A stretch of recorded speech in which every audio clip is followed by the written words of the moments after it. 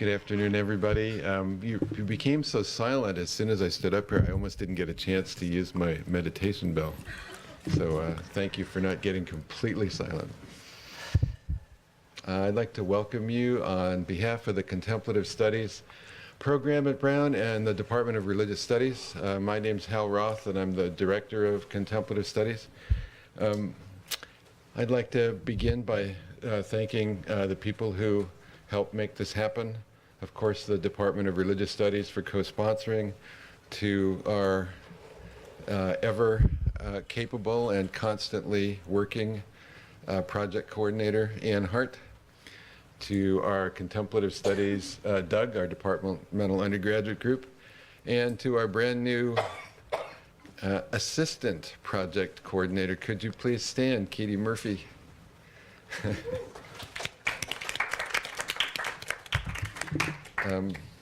We just hired Katie last week, and she was a member of our first graduating class in Contemplative Studies. And now that means that of the graduating class of 5, we have 60% employment. It's cheating a bit, but anyway, we're happy that Katie could take the job. Contemplative Studies, I'd like to say a few words. Probably most of you have heard about Contemplative Studies, but it's never a bad idea to refresh people's memory about it. It's an innovative new academic field in which we feature a pedagogy in which we study the varieties of contemplative experience across cultures and across time, from third-person, scientific, humanistic, social scientific, and artistic viewpoints, but also something pretty innovative. It's what we call critical first-person perspectives, through which we directly experience these practices and their cognitive frameworks without asking our students to believe in the veridicality of these frameworks. And this is absolutely essential in a secular university and differentiates what we do from the kind of first-person engagement with contemplative practices that happen in the monastery, the Zen center, temples, synagogues, mosques, and so on. If we are talking about a field of contemplative studies, of course, we need to provide at least a rough definition of what contemplation is. So we see contemplation as the focusing of the attention in a sustained fashion, leading to deepened states of concentration, tranquility, and insight, to a broadening of self-awareness, and to a greater appreciation of the context in which the self is embedded: familial, social, political, and environmental. Through this process of self-contextualization, students and practitioners of contemplative studies can also develop a greater sense of the other regarding virtues, such as empathy, love, and compassion that have developed throughout human history. And we feel that contemplative experience occurs on a spectrum from the rather common absorption and inactivity that many of us fall into and out of, not really even at will. It just happens and it disappears, to the really deliberately cultivated practices that we find in the world's great wisdom traditions. We feel that this is a valid subject of study, and given the significant amount of scientific research, the burgeoning humanistic scholarship, and the newly developing work in the social sciences, we feel that this is, we are at the beginning of developing a really innovative new academic field. One example of this is that next month we are having our 3rd International Symposium on Contemplative Studies in San Diego from November 10th to 13th, which will bring together some of the world's leading scientific researchers, humanistic scholars, and contemplative practitioners and contemplative artists for a 4-day meeting to discuss not only their various specific projects that they're working on, but to really talk about the present and future of contemplative studies. We also, as you may know, have a very active set of events coming up this fall, probably more than any other semester. We have this important lecture series, Mindfulness, Science, and Society. I'd like to announce that last week's speaker, Amishi Jha, who had to cancel because of needing to be back in Miami because of Hurricane Matthew. We have rescheduled her for February 13th. Of course, that's right in the middle of blizzard season, but we hope that that will not delay her. And we will have a winter much more like last winter than the winter before. Basically, if it's like the winter before, forget about any activities in February. As part of that lecture series, our next event is a week from Monday at 4 p.m. in the Friedman Auditorium in Metcalf, the brand new auditorium there. And it is Professor Tanya Singer of the Max Planck Institute, Europe's leading neuroscientist who studies compassion. So, as some of you may know, it's rather unusual in the field of religious studies to have professors who also are openly involved in practice. I mean, obviously, many religious studies professors are secretly involved in practice, but it's not supposed to be influencing their scholarship. So one of the ways in which contemplative studies differentiates itself from religious studies, to which we owe a great deal as an academic field, is that we advocate direct first-person engagement with these practices and the critical examination of the context of these practices and the results of these practices. So it's rather unusual to find someone who has both received PhD training in a North American university, but who is also deeply involved in a living contemplative practice tradition. And so we're very, very honored today to present to you one such person, Dr. Masaki Matsubara, who is also an Osho, a Zen priest, a Zen abbot, was born and grew up in a Zen temple family, part of the Myoshinji House of Zen in the Rinzai School in Japan. Graduating from Gakushuin School in Tokyo, where the Japanese royal family has been educated for many decades, he then spent 5 years in intensive Zen monastic training in Heirinji Monastery, a Myoshinji-affiliated Zen monastery in Niiza City, outside of Tokyo. But 5 years in the monastery led him to feel like he needed to get out.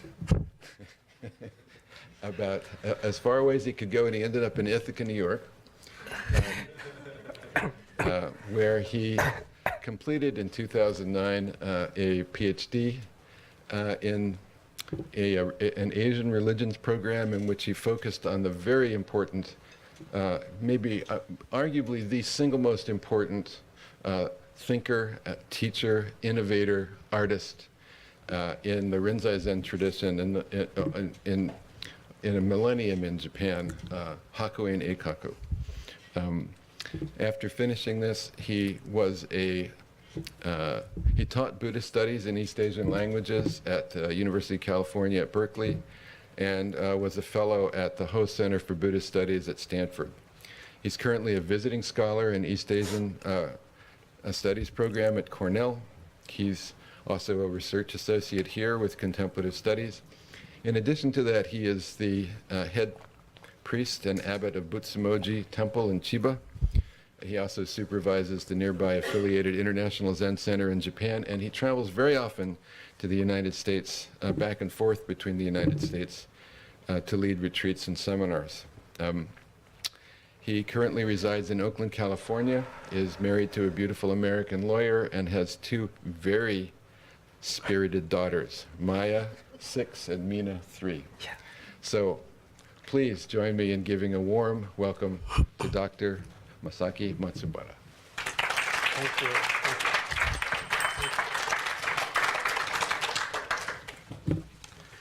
Thank you very much for such a wonderful introduction.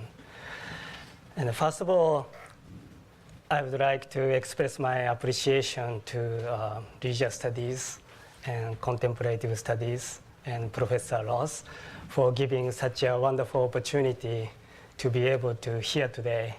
And secondly, thank you for all here to coming to hear my talk when you are very busy. It's a great opportunity to meet you all because one of my philosophy is ichigo ichie, ichigo ichigo, one time one meeting. So I try to cherish any moment given when I meet people. Thank you very much for coming when you are busy today. As you know already, I have a very strong Japanglish accent. So please try to understand what Masaki is trying to say so that we don't need to have the barrier here. Please try to understand. And also I try to, I will do my best. So my title is Revisiting Japanese Zen Master Hakuin, his paintings of political and social critiques, and his voice of moral imperative.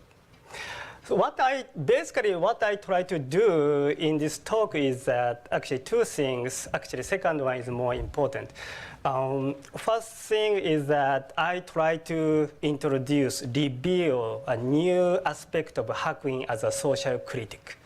Always Hakuin is, I will talk about later, but usually Hakuin was like the revival of the Myoshinji, Japanese, contemporary Japanese tradition, Japanese Zen tradition. And secondly, Hakuin is a very serious meditation master.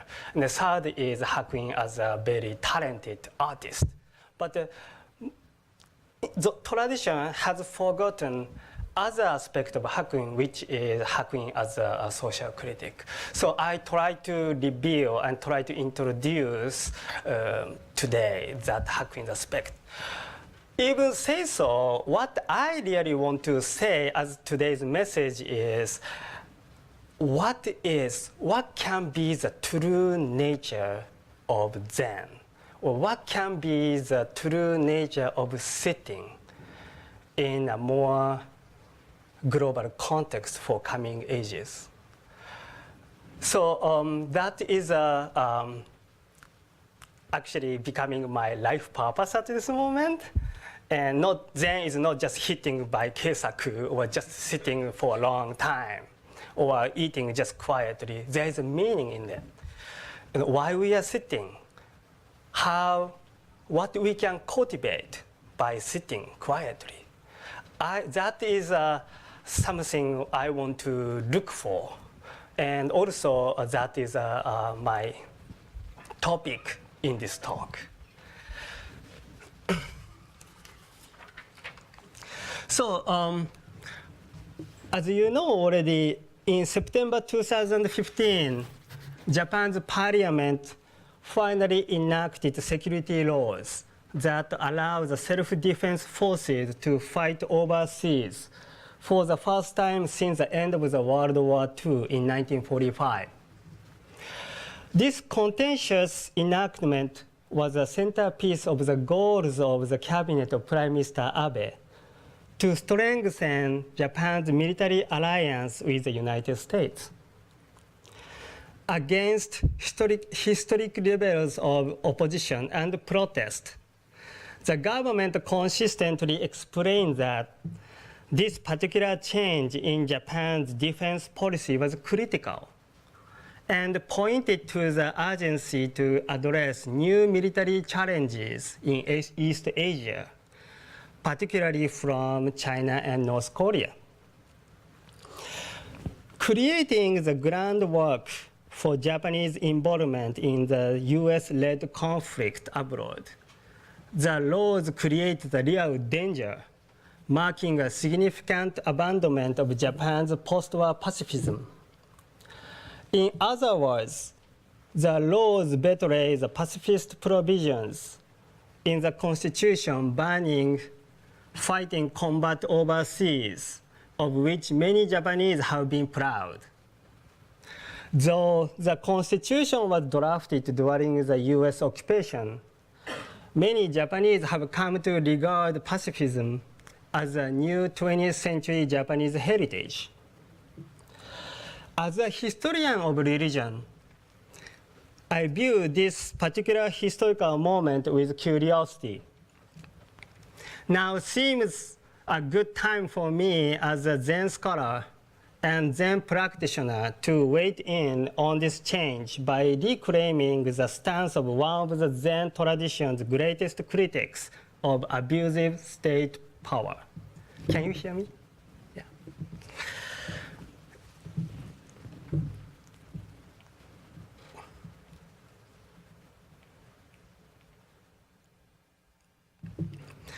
In doing so, I reconsider the political and social criticism by Japanese Rinzai Zen master Hakuin Ekaku.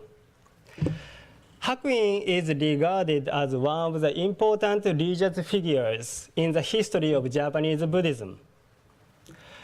He is regarded as a reviver, thus the de facto founder of contemporary Japanese Rinzai Zen. Indeed, it is from his lineage that all the presently existing lines and thus priests descend.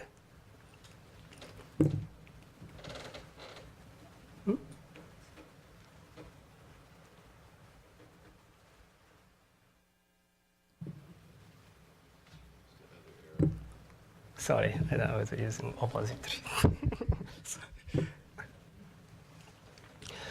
For his political social criticism, I look at his letter Hebiichigo, literally meaning snake strawberries. Hebiichigo. Hebi means snake. Ichigo means strawberries. Written in 1754 at the age of 70. I also look at his unique painting titled Daimyo Procession Before Mount Fuji, and others that reinforce the view of Hebiichigo. I argue that reclaiming this significant aspect of Hakuin as a social critic is a matter of moral imperative today. What is at stake in our uncritical acceptance of the recent governmental enactment of the security laws and its abuse of power and authority? We must remember that we have a fine heritage from Hakuin in our tradition, which is Japanese Rinzai Zen. Voices from within the Zen tradition give us a moral ground opposing this return to militarism. Contemporary Japanese Zen is often regarded as a tradition and concerned with moral formulations and contemporary political and social events, focused solely on the quest for deep religious experience. Hakuin's major writings and considerable production of artwork, such as paintings and calligraphy, are usually held up as examples of a highly developed capacity for religious experience. The tradition has almost exclusively emphasized his hard practice, decisive enlightenment experience, and tireless teaching activities in hagiographical manners. In other words, the tradition has categorized Hakuin into three types only. First, Hakuin as a reviver of the tradition. Second, Hakuin as an ardent meditation master. And third, Hakuin as a talented artist. Yet, this very same process of remembrance is at the risk of ignoring his strong anti-elite social criticism and also his equally present and cogent moral voice. I argue that Hakuin was a fearless fighter for social justice whose campaign on behalf of farmers and the lower classes resulted in his condemnation of the luxurious lifestyle of political elites. For the purpose of my talk this evening, primarily, it is important to remember that Hakuin is a Zen master. I focusing on the idea of meditation, aesthetic practice, and the cultivation of moral imperative as a single practice, hope to open a new reading of this fascinating person, free of the power objectives of those who have been inventing him again and again since the time of his death in 1769.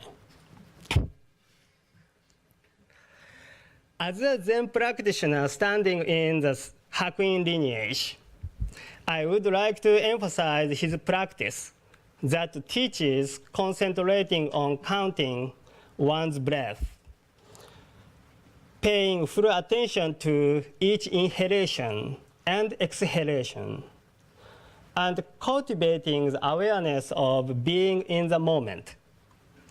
I argue that by cultivating the awareness of being here now, sharpening attention and connectivity, and nurturing empathy and compassion, this Zen mindfulness meditation that engages body-focused attention brings about calm union with fellow human beings. This argument can answer the question of how and in what ways a meditation practice helps enhance the mutual understanding of different people from different backgrounds and helps make efforts for the advancement of a better society, world, and humanity.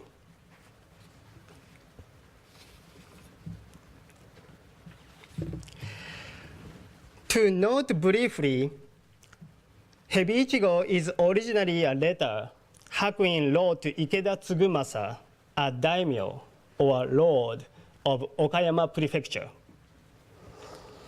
There are many versions of it, and soon after it was first published, the Tokugawa shogunate government banned further publication, actually next year. Based on Hakuin's keen observations of the social as well as political conditions of those days, the letter urges Lord Ikeda, Daimyo Ikeda, to implement just policies for farmers and the common people. Hakuin criticizes the luxurious lifestyles led by provincial lords and urges them to reduce such unwarranted expenditures. However, Hakuin's most striking critique of the Tokugawa shogunate's political authority refers to processions of great daimyos, that is to say, Sankin Kotai in Japanese. By this policy, the shogunate required feudal lords, daimyos, to travel to the national capital Edo, which is Tokyo now, and spend half of the year there, leaving their families behind as hostages until they returned to their domains. This policy was designed to control the daimyos by forcing them to extend large sums on costly annual processions to and from their domains. Hakuin fearlessly condemns the processions as a wasteful, extravagant political system. For example, in Hebiichigo, he states this in the letter.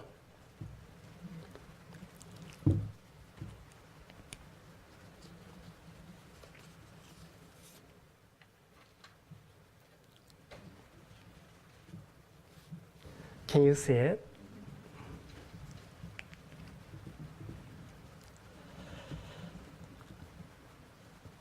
Particularly, the last line is worth repeating.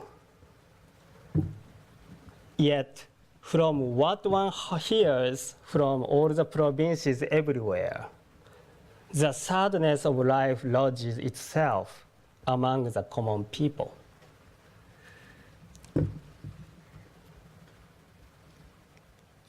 He continues.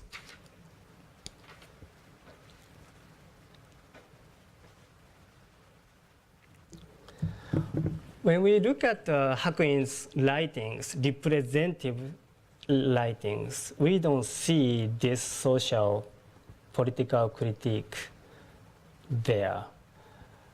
Very limited writings Hakuin wrote when he was 70 to, let's say, 75. He was really actively talking about the power and authority of Tokugawa shogunate, try to save the farmers and lower class people. This quotation as well, please look at in the last line. We cannot ask this enough. What state of mind is it that allows for the concentration of luxury in one person while causing many to suffer? Hakuin goes on to draw the connection between elite ostentation and the suffering of the masses. The daimyo's lords have many women, and after they enjoy them for a few years, they exchange them for other women as if they were exchanging fans or pipes. It is also worth pointing out Hakuin's condemnation of the daimyo's extravagant lifestyle as the main reason that farmers starve and riot. After all, Hakuin emphasizes that the most wretched people are farmers, describing their uprising in many parts of the country in those days. He develops his critique of political authority. Again, what state of mind is it that allows for the concentration of luxury in one person while causing many to suffer? This was very brave, revolutionary, and radical in 1754 in Japan. Please look at also. Further, Hakuin states,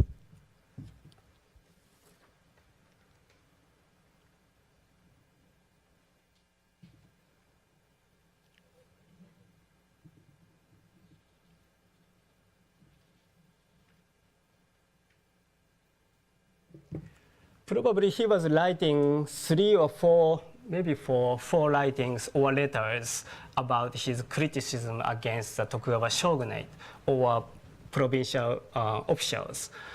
But among the 4, Heibichigo is very, we can hear Hakuin's very strong voice in Heibichigo. Here, in pointing out that daimyo's luxurious, lavish lifestyles were supported through the labors of commoners, he showed his awareness of social inequality. Expressing his sympathy for the farmers' plight and thus their riots, Hakuin even goes so far as to say that a desperate rat will bite a cat. With this intense tone, he condemns the daimyo's immoral behavior as inexcusable. Daimyo's ideal behavior, he emphasizes, would be to eliminate their extravagant lifestyles, trim their expenses, and turn their primary attention to the common people and to the creation of policies that will benefit them. Hakuin is concerned first and foremost with protecting the common people from political and social oppression. I will add that for me, personally, this quotation is connected in some way to my memory of the very simple and little breakfast, small breakfast of rice gruel, okayu in Japanese, rice gruel, and pickles, maybe one piece or 3 pieces, pickles at Zen monasteries. The rice gruel is in a big wooden bowl and served with a big one spoon. Here, the generosity of the land comes to us practitioners as one bowl, one spoon. We all fed from the same bowl with the same size of the one spoon for everyone. This is not just about the rice, but also about the bowl.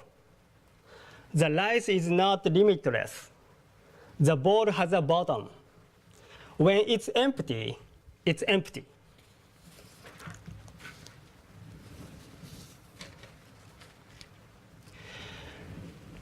In all of the powerful quotations shown so far, Hakuin criticizes in very intense, clear tone the ostentatious processions whose enormous cost was ultimately paid by the taxes squeezed from the farmers and the common people. His concern about the Sankin Kotai system reflects a solid critique of misused resources and of people who ignore human suffering to advance their own power agendas. I have been disturbed in observing the extent to which this very important side of Hakuin has been missing in action from the contemporary Japanese Buddhist circle. I am deadly serious in asserting that we have a true, important heritage of criticism of the power or abuse of power and authority.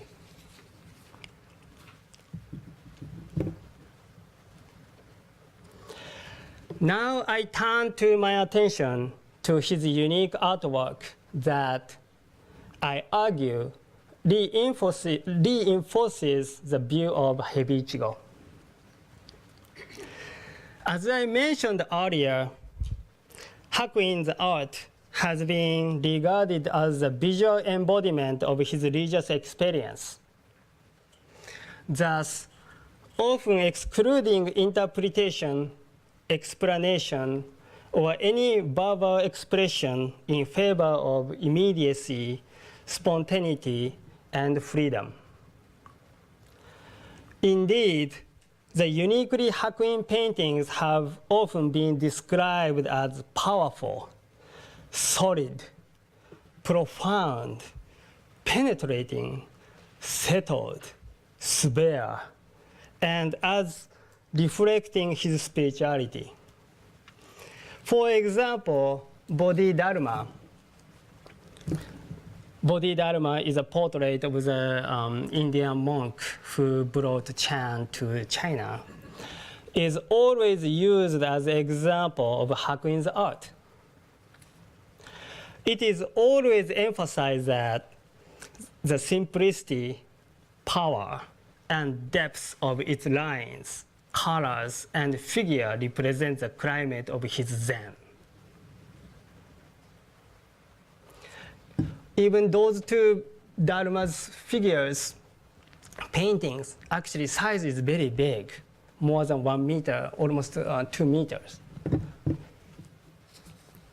Size was big, but uniquely he's painting Dharma's eyes so big, so like gazing all of us. This as well. It's interesting, Hakuin also uses colors, red or purple sometimes, yellow, green, blue, but at the same time, he's just using sumi, the black ink as well.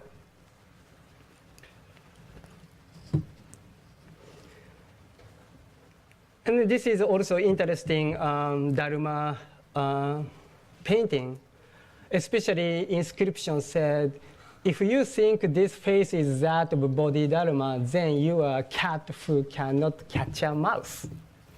It's kind of question, right? You are a cat who cannot catch a mouse. So how do we understand this painting of Bodhidharma?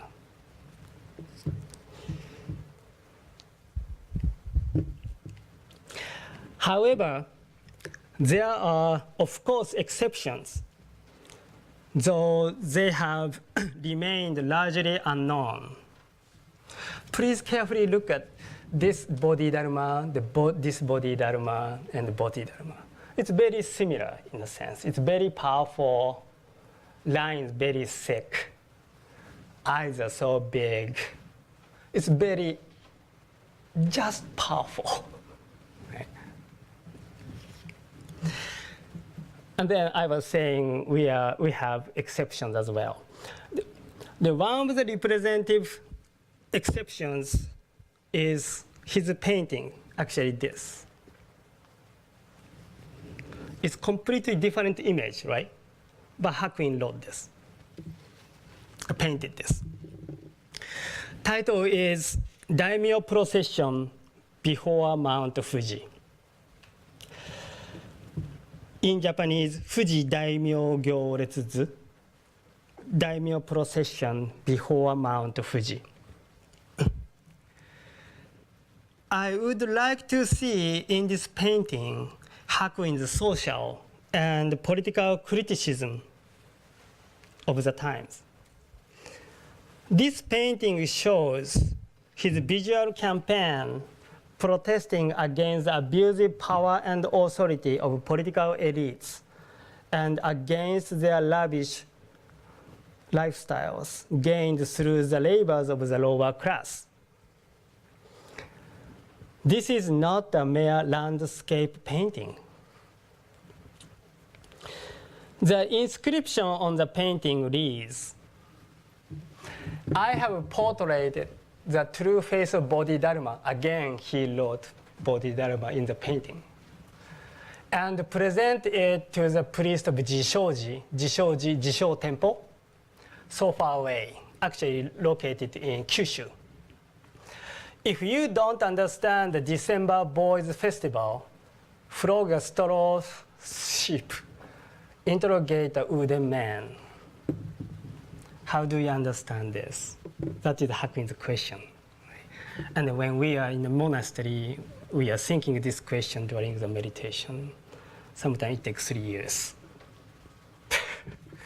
I haven't had this question, but I was lucky. Here, the priest Jishoji is priest Sozan Soso, who studied for 3 years under Hakuin. The last 2 lines are difficult to understand. Just simply difficult to understand because they make no sense. Please think about it. The Boys Festival, in Japanese, Kodomo no Hi, is one of the holidays in Japan and is celebrated on May 3rd. May 3rd, not in December. The straw sheep doesn't move. The wooden man doesn't answer. Yet, Hakuin still asks us, I describe the true face of Bodhidharma here. Can you see it?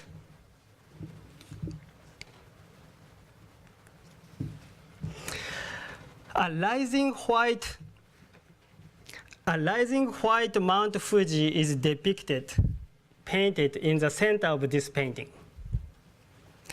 Below Mount Fuji, the daimyo procession is depicted in meticulous detail. It is remarkable to point out this striking detail of the procession workers, which draws one's attention. If we compare this painting to other Dharma paintings, completely different method, images we receive. Here must be his hidden intention for this painting. He was writing very meticulously daimyo processions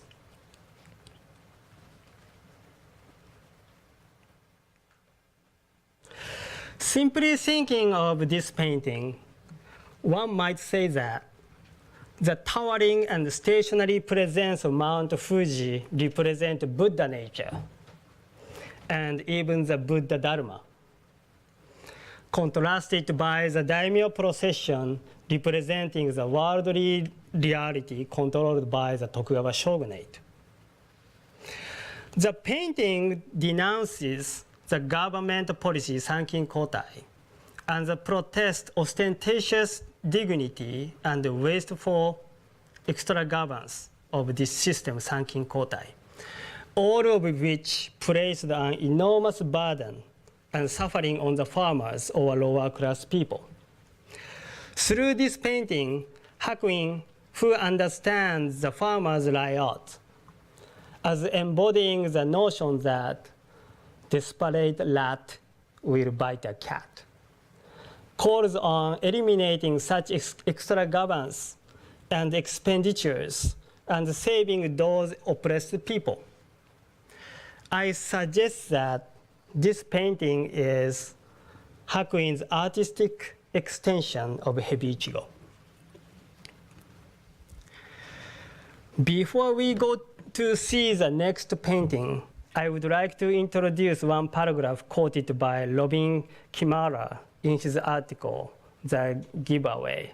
I'm not sure how this quotation is related to, but when I was reading this book, actually 2 days ago, I just started this book, and then yesterday I was flying from San Francisco to New York, and I just impressed by this quotation, and then I can't stop myself to put here.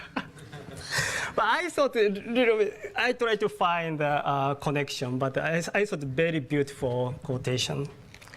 Generosity is simultaneously a moral and material imperative, especially among people who live close to the land and know its waves of plenty and scarcity. The well-being of one is linked to the well-being of all. Wealth among traditional people is measured by the ability to have enough to give away. Hoarding the gift, we become constipated with wealth, bloated with possessions, too heavy to join the dance. I really like the last phrase, too heavy to join the dance.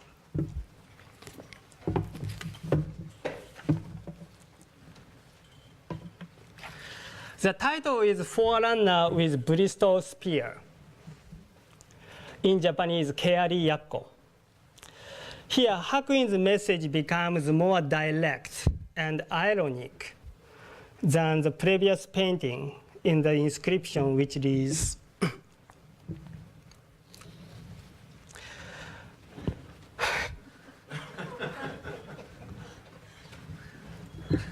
we can see the Hakuin's sense of humor, right? In the daimyo processions, the forerunner, Keari Yakko, leads the way, swinging their Bristol spears in all directions as they go. They performed in special parades, prancing, spinning their Bristol spears, and throwing them to one another. These forerunners served as the driving off actors of the procession, with a sense of ritual purification on the long journey to Edo, Tokyo. But they also played the face of the procession, an important role giving a strong impression to the spectators, thus making their performance and presence symbolize the power and authority of the daimyos. The forerunners became more and more important as the daimyos began to compete with one another in the ostentatious shows of their demonstrative processions. Hakuin intentionally describes the forerunner here, who is wearing his kimono with Chinese character kin, which means gold or money. For Hakuin, while the forerunner exemplifies the power and authority of the daimyo, thus serving as an emblem of the procession, the procession was nothing but the ostentatious, meaningless displays of wealth, vanity, and power. Therefore, the forerunner symbolized the worst aspect of the false bravado procession. By giving an image of a half-naked forerunner urinating at a furious pace, Hakuin demeans this symbolic actor of power, the very face of the daimyo procession. Hakuin uses the half-naked forerunner and the honest words of the two children to reveal the essentially ostentatious nature of the displays of the forerunners and thus that of the daimyo procession. Again, do you remember holding the gift? We become conspirated with wealth, brought it with possessions, too heavy to join the dance.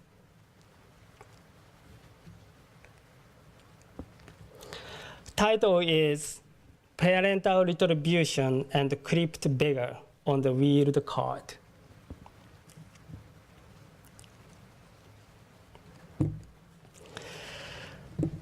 The inscription on the painting read,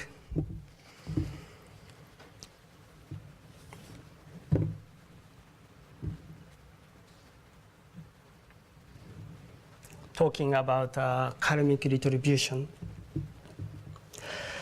This painting indicates the importance of parents, a criticism of violence, and a warning display of karmic retribution. However, while such interpretations are not entirely mistaken, I sense that the painting of this man is too powerful to be satisfied by such interpretations alone. I consider that this painting also expresses Hakuin's criticism of the then political power and authority by which the farmers and the lower classes suffered.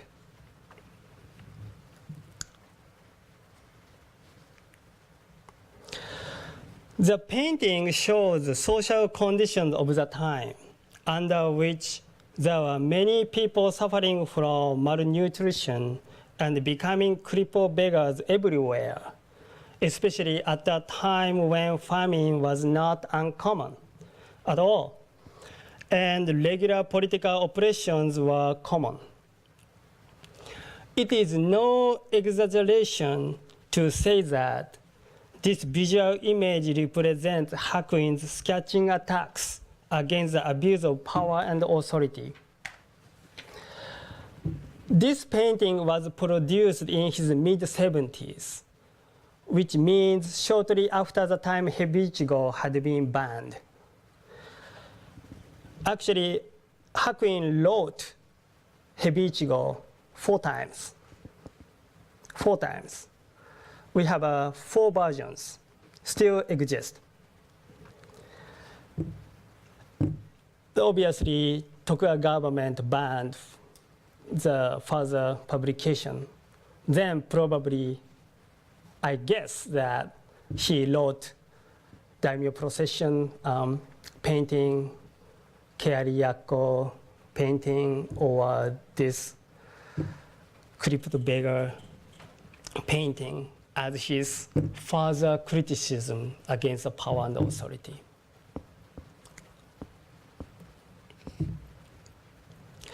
I think that the painting can be seen as an alternative way to represent the social political criticism revealed in Hebichigo.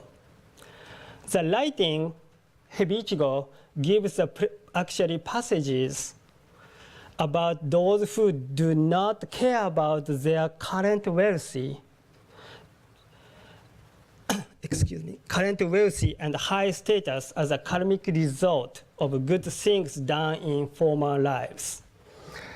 Hakuin gives a warning, quote, relying on their blessings and fortune, they take pride in their power, cause the common people to suffer, extort taxes, and piling up limitless evil karma, fall inevitably at their death into hell.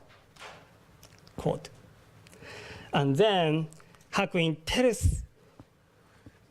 told the daimyo to sit quietly and to search inside oneself, or to see Buddha nature for rehabilitating their humanity.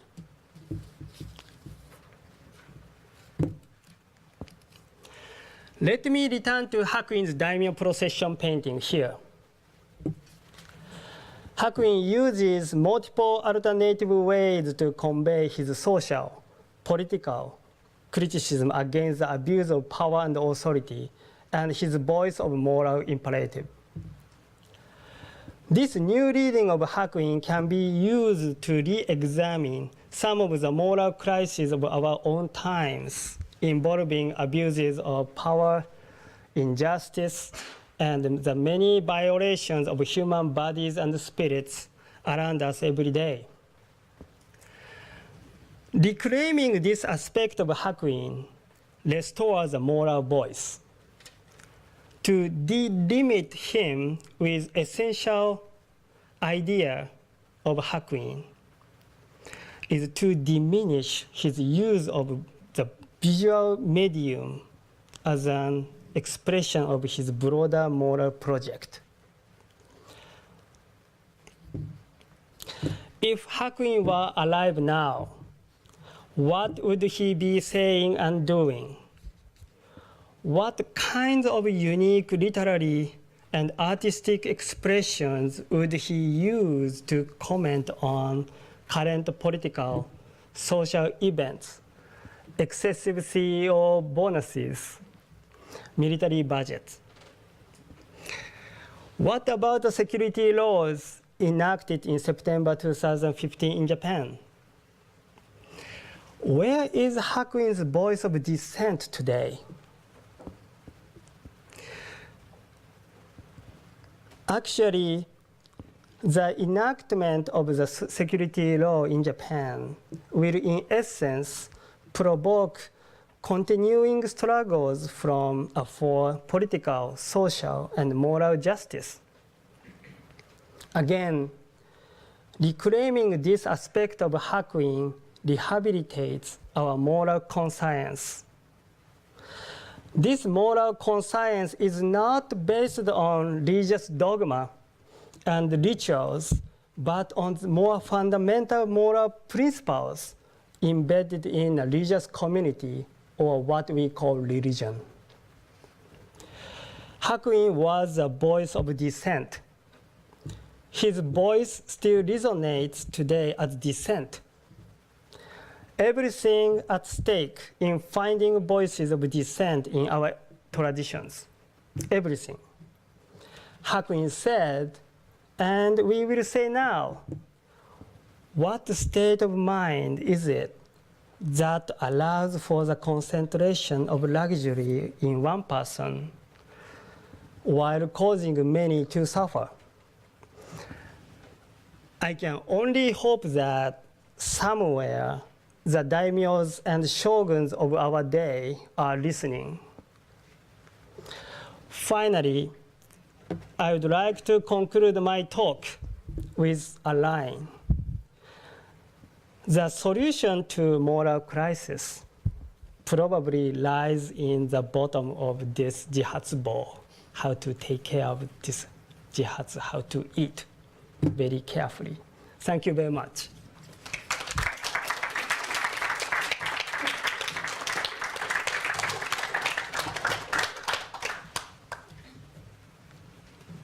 Yes.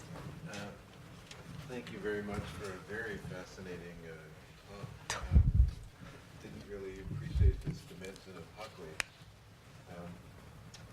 you think that he was not arrested because he, at the point at which Hebi Ichigo was published, was it officially published? It became a printed book, and he wasn't officially arrested because he had so many contacts with the aristocracy, and he was regarded as an esteemed teacher? It's interesting.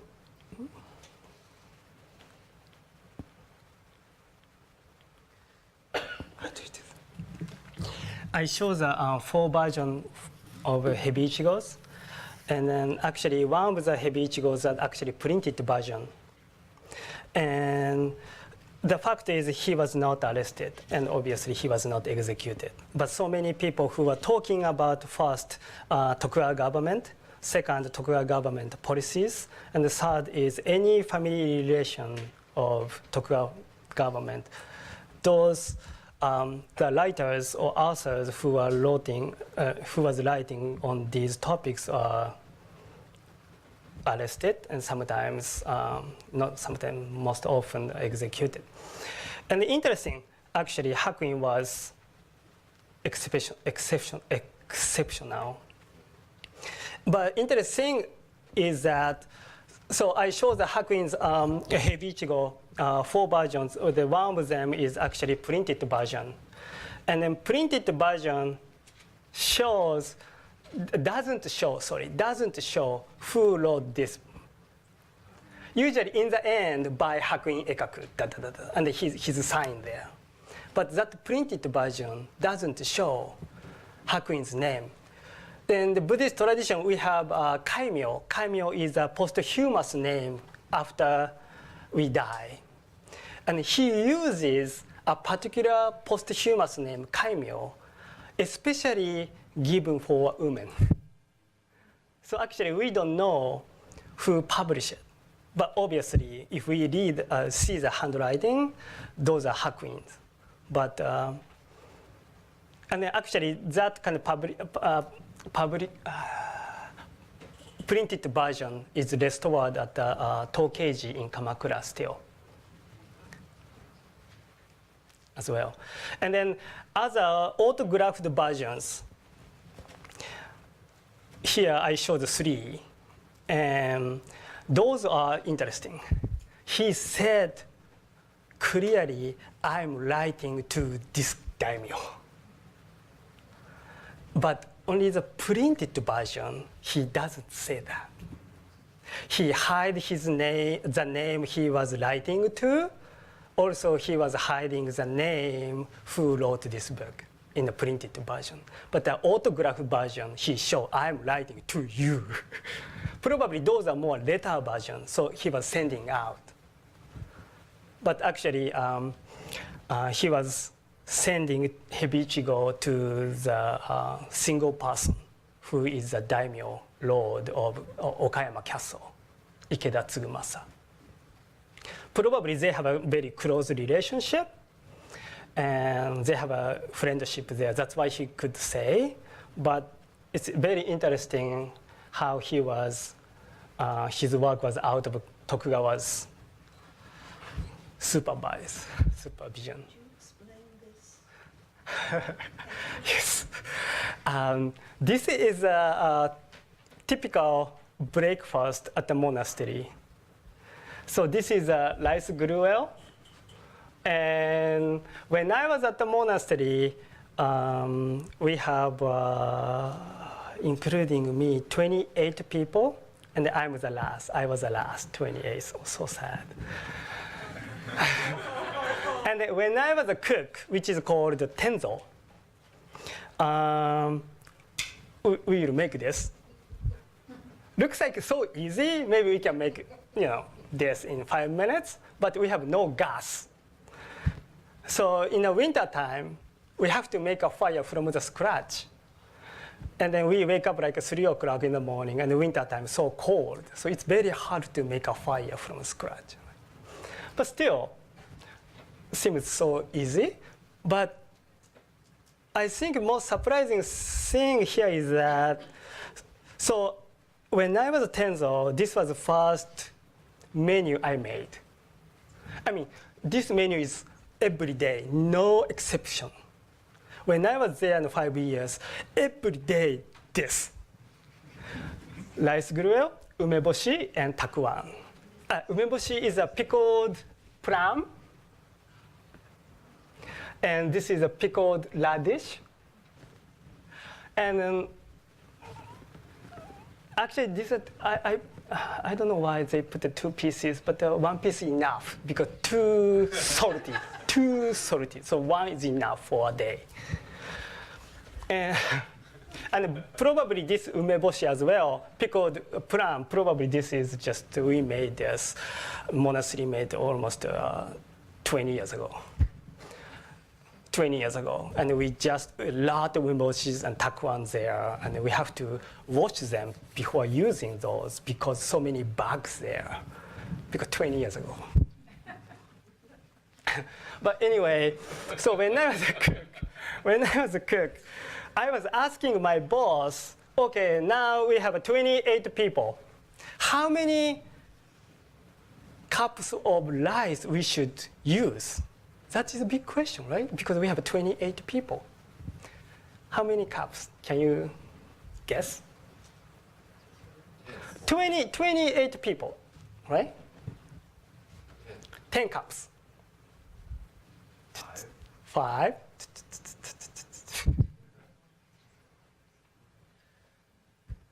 1. 3. 2 cups and a half. And then I said, excuse me? 2 cups and a half? We have 28 people. And then we have the big ceremony, the other monasteries coming to practice together, and then we will have the, like 86 people. How we can make, how many cups at that time then we can use? He said, 2. Maybe 3. And then I said, no, that is not enough. And he said, just make it. Just put the hot water. And then they can't take the rice. So cup of rice is always the same for 5 years. 2 cups and a half every day. We just changing the amount of hot water. So we can take it, right? That's why this is called tenjo gayu. In Japanese, tenjo is ceiling. So like a rice gruel reflecting the ceiling, which means a lot of hot water. But think about, we are not hungry. We are not hungry because we usually going to bed like 11 or close to 12. And in the summertime, we are waking up at 3 in the summertime, and the wintertime, 4 o'clock in the morning. Actually, that 1 year is, 1 hour is huge. So. And then we wake up at 3, immediately changing in 3 minutes, and then going to the chanting hall, hondo, main hall, and chanting for 45 minutes. And then coming back, changing the clothes, and then have a breakfast. So usually we are eating like 4. We are not hungry.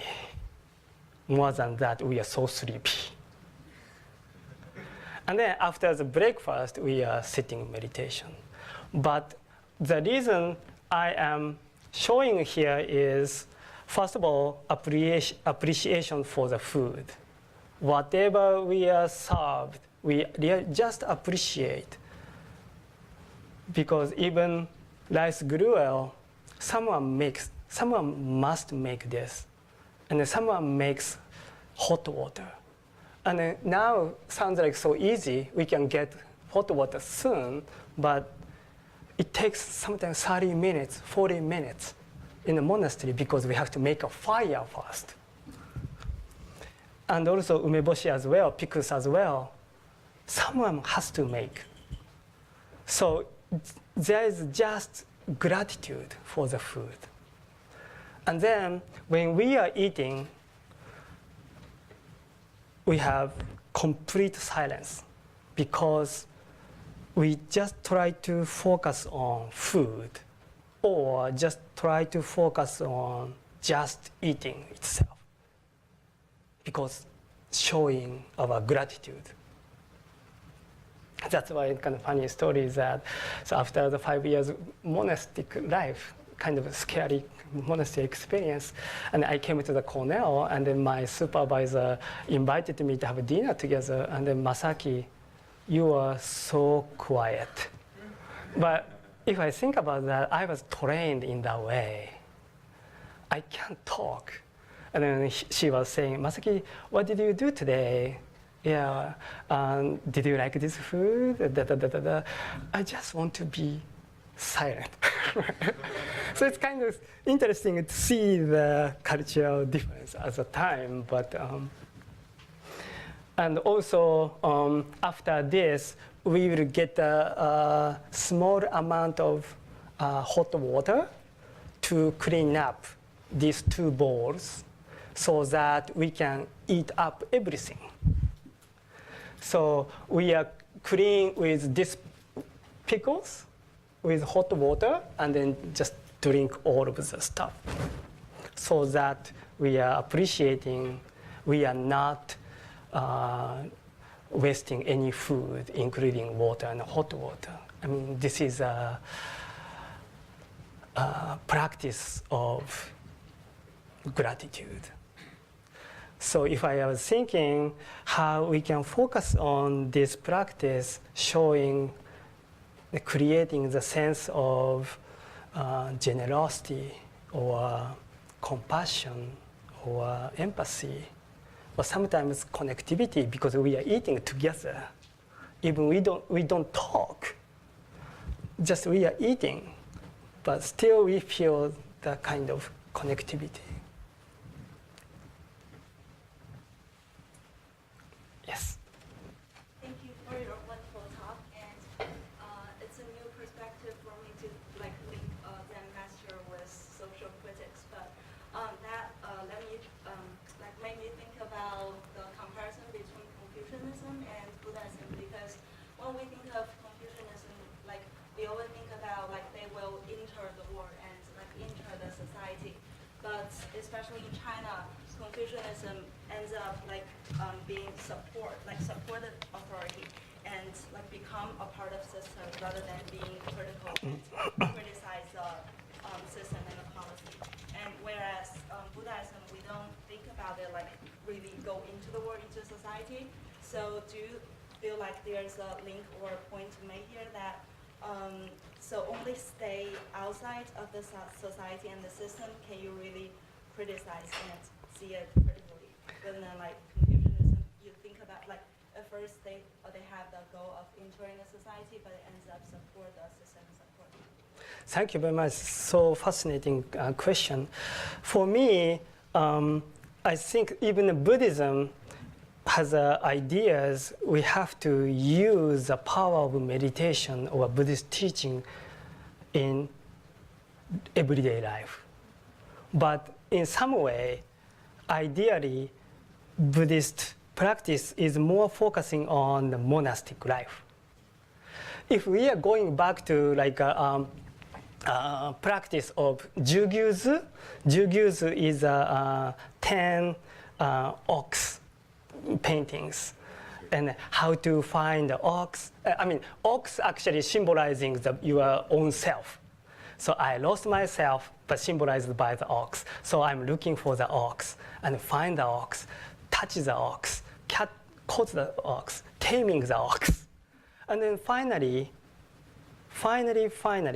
the last stage of the 10th stage, what they are saying is ox and the boy coming to the town, right? So which means we have to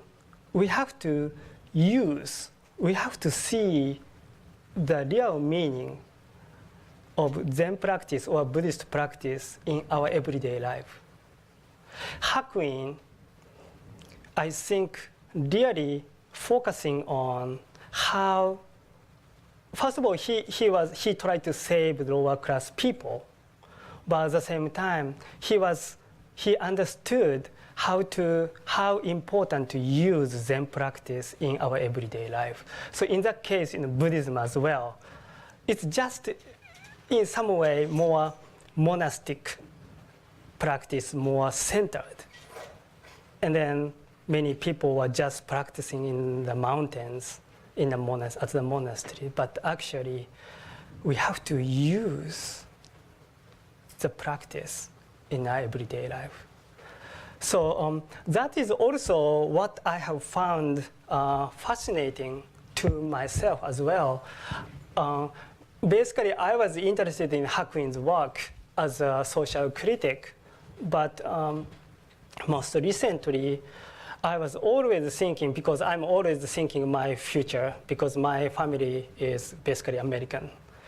And my wife is American, the kids are dual citizenship, then eventually they will become American, probably, obviously. Then, just, I have to think, who am I and what can I do? Before, I was thinking I can take my family to Japan, or I can go back and forth between US and Japan, But if I think about my family situation, I have to I will stay in the United States as well in the end. I'm 100% I'm sure like I will be buried in the United States because my wife said already, you will be buried with us, no question. Okay, so where's my grave at my temple in Japan? Then I was started to think about in the last 2 years, since last year, what I want to do in the United States.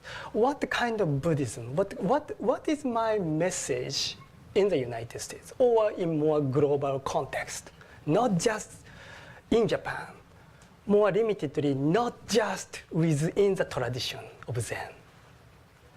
So I was thinking more broadly, what does it mean by Zen? What does it mean by sitting quietly? And then I found out, to me personally, is more like a moral ground, moral imperative we can find in sitting or Zen. It's not just hitting with keisaku or just sitting for a long time. That is not Zen. I want to find the true nature of Zen or sitting, and then spreading out, teaching that core idea is my mission in the United States. So that's why Hakuin told me, Masaki, this is what you have to do in your everyday life. Not just looking at my painting, his painting, or his text, or just sitting. You have to, if you are sitting meditation, then you have to use the meditation in your everyday life. Otherwise, no meaning. Right? How we can use the Zen, how we can use sitting in our everyday life, that is the most important thing.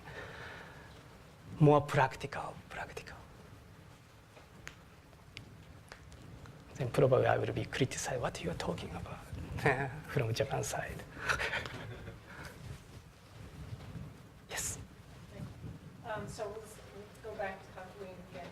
You made some fascinating remarks just now, but I especially appreciated the refreshing look at Hakuin and his works. He had a lot of compassion for people, as you emphasized, and he created these drawings that are very funny sometimes for them. He gave them and also songs like Ida. I forget the exact genre, the name of the genre. And as you know, in these pictures and drawings, and he seems to actually reiterate or support basically the existing ideology of the time, the moral ideology of the shogunate. So I wonder how if I could draw you out a little more about that seeming, not necessarily contradiction, but kind of a tension between this image of Hakuin that you're giving us, where he's pointing the finger at the shogun and the rulers on the one hand, but at the same time he's sort of you know, giving comfort to the people, but not really drawing them in the direction of resistance. It's interesting. Thank you very much. He was writing this kind of paintings or writings with his sense of humor. It's kind of funny, but at the same time, I'm not sure this was really efficient, effective. I was thinking how those actions are effective, but important thing is he didn't stop. He was criticized by the political kind of officials at the time, but we had letters about that. But he just didn't stop, just writing letters, producing the paintings, or like a poem, or I think most of the things was paintings. But I don't know how much those paintings and letters are effective, how it works for the, power itself. But at the same time, he was not probably scared. But that is my question as well, how he had such a protection by the government. Because otherwise he was so easily criticized by the power, and then he must have in jail or something, but he didn't. So he must have a strong connection to some sort of daimyos, and also Tokugawa as well. And one of the letter he said between Tokugawa and one of the Tokugawa families and Hakuin said that Tokugawa family was inviting him as a teacher at the Edo Castle, but he said no. I'm the person who are always living in the countryside. I'm not the monk who living in the town. I want to live with farmers and enjoying his life with farmers, lower class people. So in that sense, I can tell he had a strong kind of connection to the Tokugawa government, or that's why he was kind of, in some sense, kind of protected. But amazing thing is he just continued to produce his writings and painting with sense of humor, still criticizing the power. Don't do this, don't do that. So, but in some sense, Tokugawa or other officials also wanted to hear those, hear those teachings as well. I mean, based on the Zen, we have to save the materials, we have to, thank you. Good question. It's cultivating my ideas. Thank you. A question about the daimyo procession painting. It's very unusual. I wonder what you make of, usually when there's Thank you. Thank you. a painting of Fuji, Fuji. This has almost a Chinese-style landscape attached to the side. Thank you. Yeah, especially this size, right? Yeah, it's kind of unusual to have something so dominant here. In his life, Hakuin produced 14 paintings of Mount Fuji. In those Mount Fuji paintings shows just beautiful mount images, and he put the poems on it. And it's completely a landscape painting, but at the same time symbolizing probably pureness of Buddha nature as a religious painting. But I can see your point. It's more like this side, kind of left side, like a more That's another different world. different world. And also, if you see, maybe this thing. Oh, do you know next painting? Thank you. Yeah, It's just a more detail. Yeah. Oh, thank you. Yeah. Maybe this one. Yeah. Arigato. Yeah. This one too. It's very meticulously painted compared to powerful image of Dharma or Kannon or Bodhisattva or whatever. It seems like first I thought this was not Hakuin's painting completely. So even this is a Mount Fuji painting, but probably his purpose of this painting more this daimyo procession itself.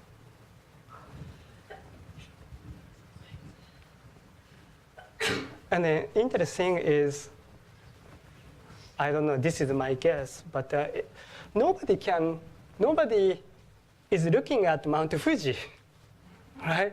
Just looking at like this. Right. Yes. Can I ask you just to talk a little bit more, since we're talking about this painting? I was wondering, is this a village on the left? And I wonder if these are the people that Hakuin has so much sympathy for. I wonder if you could do more with your reading of the painting. There is this sort of very plain register and a very different landscape aesthetic that you're just talking about. So we can't quite see it. I know you've looked at this more closely than we have. What's happening in the village?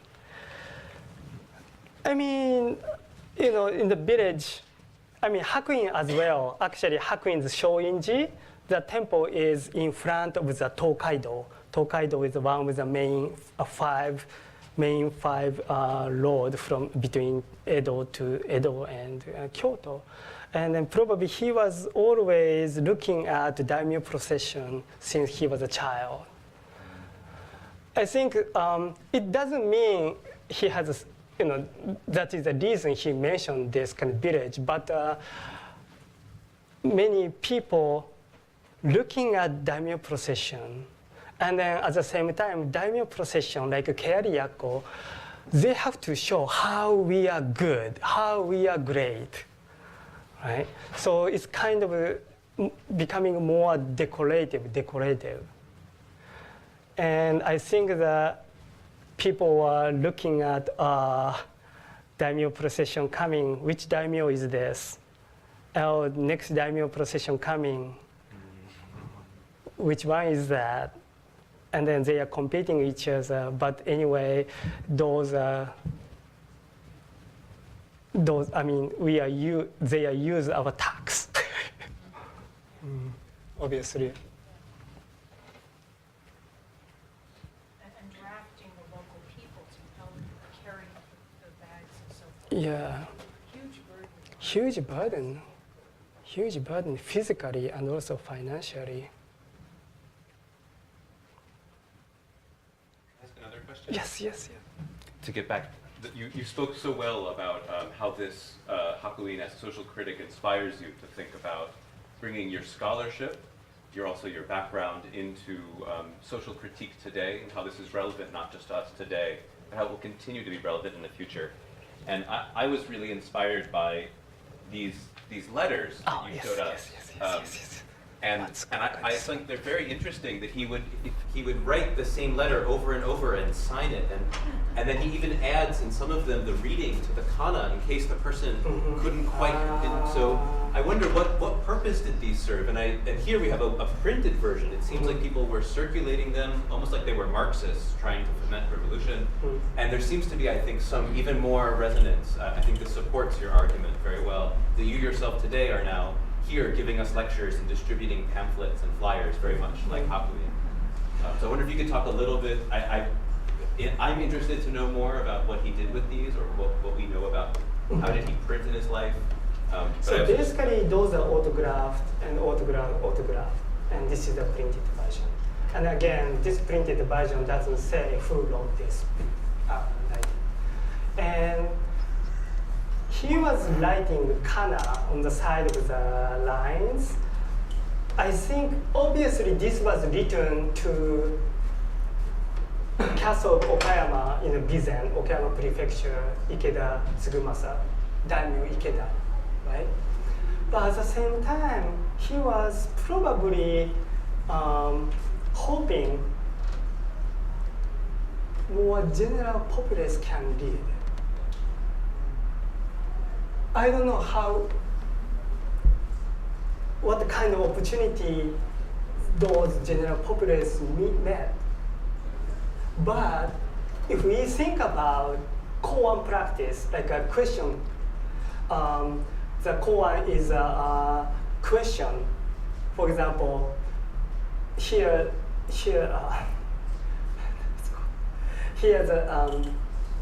what is the sound of the one hand? Okay, and if here the sound of one hand, then next step is stop the sound. That is kind of koan. We are kind of thinking during the meditation, the same time. Or you can bring Mount Fuji in this pet bottle. He didn't use a pet bottle. He used a glass cup. But he has his own koan collection of 162. And those are, first of all, obviously written in Japanese, and also more Japanized to make Japanese audience easy understand koan. If we look at the Chinese koan text, for example, does the Buddha have a Buddha nature or something? But if they are written in Kanbun, like Chinese, and read in Japanese, many practitioners could not read it, probably. Then he said that in Keiso Dokuzi, his writing, that he had a so difficult time to teach how to read koan to his students. Then he was just created his own koan collections in Japanese. So probably writing like a kana, like how to read, is a part of his teaching method, which means, in a sense, how he really want to show his own writing, how much he want to spread out this writing.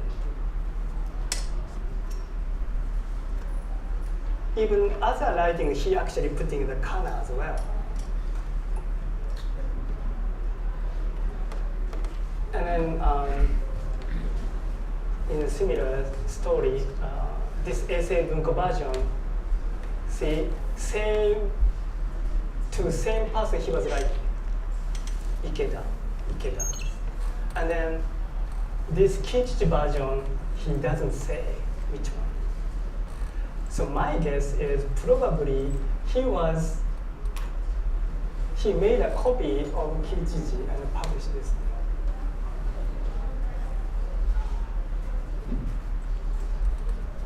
And Shoinji is his own temple. And Matsugaoka is a Tokeiji. And then this is actually a DT Suzuki Diocese collection now.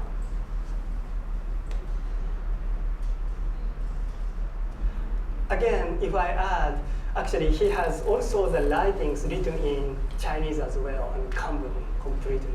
So 2 ways.